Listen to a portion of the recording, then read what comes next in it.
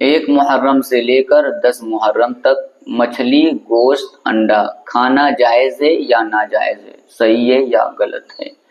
بہت سے ایسے لوگ ہیں جو 1 محرم سے لے کے 10 محرم تک اتنی بڑی غلطی کرتے ہیں کہ جس کے بارے میں انہیں اندازہ بھی نہیں، انہیں نہیں پتا کہ ان کی اس ایک غلطی کی وجہ سے حضرت امام حسین رضی اللہ تعالیٰ عنہ خوش ہوں گے یا ناراض ہوں گے، انہیں نہیں پتا کہ ان کے اس غلطی کی وجہ سے حضرت مولا علی رضی اللہ تعالیٰ عنہ خوش ہوں گے یا ناراض ہوں گے، انہیں نہیں پتا کہ ان کی اس غلطی کی وجہ سے شہداء کربلا خوش ہوں گے یا ناراض ہوں گے۔ تو میری آپ سے گزارش ہے کہ آپ ہماری باتوں کو دھیان سے سنیں اور سمجھنے کی کوشش کریں۔ دیکھیے بہت سے ایسے لوگ ہیں جو 1 محرم سے لے کر 10 محرم تک مچھلی نہیں کھاتے ہیں، گوشت نہیں کھاتے ہیں، انڈا نہیں کھاتے ہیں، یعنی اس طرح کی چیزیں نہیں کھاتے ہیں۔ اور بہت سے ایسے لوگ بھی ہیں جو ان دنوں میں بھی گوشت کھاتے ہیں، مچھلی کھاتے ہیں، انڈا کھاتے ہیں، یعنی اس طرح کی تمام چیزیں کھاتے ہیں۔ جو لوگ نہیں کھاتے ہیں وہ یہ کہتے ہیں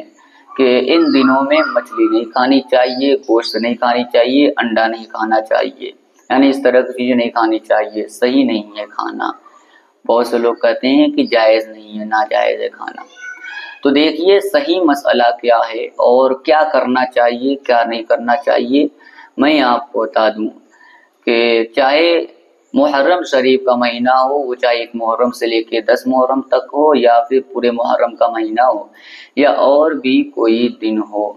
آپ کسی دن بھی مچھلی کھا سکتے ہیں، گوشت کھا سکتے ہیں، انڈا کھا سکتے ہیں۔ رہی بات 1 محرم سے لے کر 10 محرم تک، تو دیکھیے یہ آپ کے اوپر ڈیپینڈ کرتا ہے، آپ چاہیں تو کھائیں اور چاہیں تو نہ کھائیں۔ آپ کھا رہے ہیں تب بھی کوئی گناہ کی بات نہیں ہے، آپ نہیں کھا رہے ہیں تب بھی کوئی گناہ کی بات نہیں ہے۔ لیکن اگر آپ گوشت کو اس وجہ سے کھانا چھوڑ رہے ہیں کہ 1 محرم سے لے کر 10 محرم تک گوشت کھانا ناجائز ہے، یا پھر آپ مچھلی کو یہ سوچ کر چھوڑ رہے ہیں کھانا کہ 1 محرم سے لے کر 10 محرم تک مچھلی کھانا جائز نہیں ہے، یا پھر انڈا کو اس وجہ سے آپ چھوڑ رہے ہیں کھانا کہ 1 محرم سے لے کر 10 محرم تک انڈا کھانا جائز نہیں ہے، تو پھر یہ غلط ہے۔ ایسی سوچ بنا کر کے اگر آپ یہ چیزیں کھانا چھوڑ رہے ہیں تو آپ کو گناہ ملے گا۔ دیکھیے آپ کھائیں یا نہ کھائیں یہ آپ کے اوپر ڈیپینڈ کرتا ہے، لیکن قرآن اور حدیث جو جائز کہہ رہا ہے تو آپ اس چیز کو ناجائز نہ کہیں،